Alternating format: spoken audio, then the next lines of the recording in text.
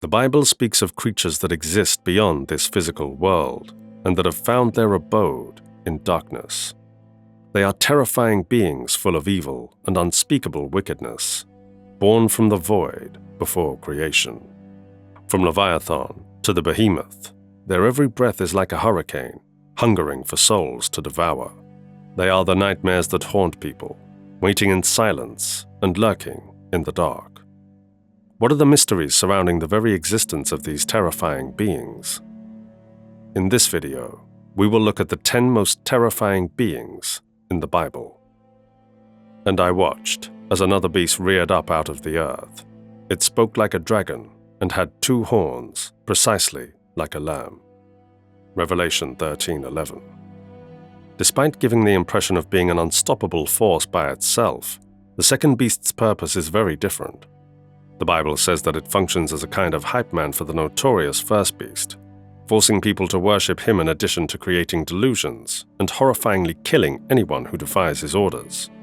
However, the shocking thing is that some scholars believe the second beast will be a future political or religious figure who persuades people all around the world to follow him. However, if you think the second beast is frightening, then wait until I tell you about the first beast. It is almost impossible to talk about the second beast without mentioning the first beast. According to the Bible, and while I stood on the sea's sand, I saw a beast emerge from the water. It had 10 horns, 7 heads, 10 crowns on its horns, and the name of blasphemy on its heads. Revelation 13:1. The author of the book of Revelation, St. John of Patmos, found it difficult to adequately characterize this beast. However, the Bible says that the first beast had a serious wound, and a dragon, who is thought to be Satan, had given it dominion. This is also coupled with the fact that humans worship this beast because they believed that no one could overcome it. While Revelation unveils the fearsome first beast, let's turn back to Daniel's vision for a connection. The 4 beasts. The first had eagle-like wings and was shaped like a lion. I saw it being taken off its wings, raised off the ground, and placed on human feet in return for a human heart. Daniel 7:4. The 4 monsters were described as a bear, a leopard, a lion with an eagle's wings, and the last beast. The Bible portrays the bear as having 3 ribs in its mouth between its teeth, the leopard as having 4 wings of a fowl and 4 heads, the lion with eagle wings representing strength and swiftness, and the 4th beast as having great iron teeth and 10 horns.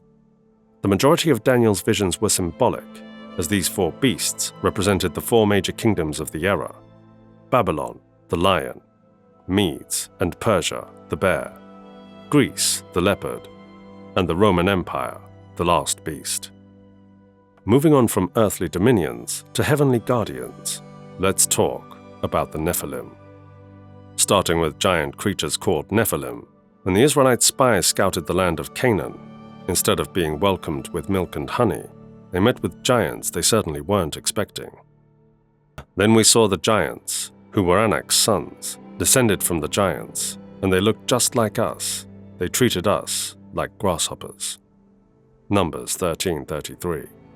According to popular belief, the angels either possessed wicked men to have children with women, or the Nephilim were the offspring of fallen angels and mortal women. Another view is that they were born when men from the lineage of Seth disobeyed God and married women from the lineage of Cain. One thing is certain: the Nephilim left quite a scary image in the minds of Moses and the army of Israel after an encounter with their spies. Next on my list are the cherubim. In search of their facial features, 4 of them had an eagle and 4 ox faces on the left, and 4 man and lion faces on the right. Ezekiel 1:10-11. Most people believe the cherubim to be the cute, helpless infant angels they see in church paintings, but it is shocking to know that they are the opposite. More so, the Bible portrays cherubim as brilliant, remarkable celestial beings with a highly esteemed reputation. They are known for having statues of themselves on the Ark of the Covenant and guarding the route to the Tree of Life in the Garden of Eden following Adam and Eve's banishment. They are extremely close to God in numerous places in the Bible. Don't mess with these guys. From celestial guardians to harbingers of judgment, let's talk about the rise of the four horsemen.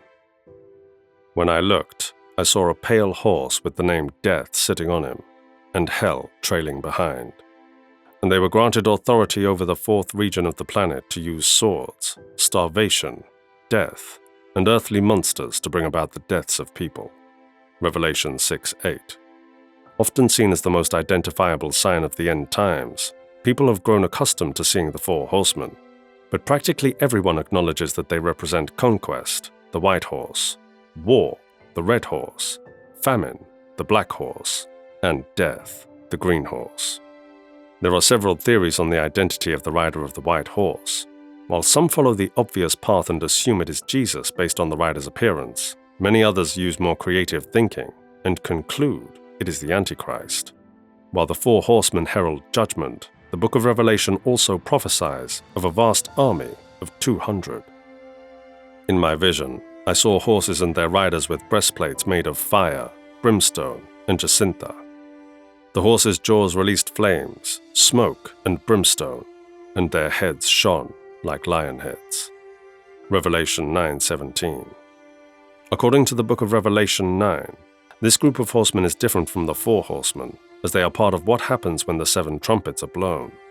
Some people think that this group of horsemen could represent a modern-day army from the unified Asian nations because of the exact region mentioned and the staggering amount of the Asian population today. Next on our list is the Abaddon Pit Locust. The locust's appearance was similar to men's, and their heads resembled gold crowns ready for war. Their upper bodies resembled horses. Revelation 9:7. If you thought regular locust pests were a pain, then the Abaddon Pit Locust will blow your mind. A staggering third of humanity has perished as a result of these savages, though the Bible says that these locusts have been commanded to punish those who do not have the sign of the Lord on their foreheads.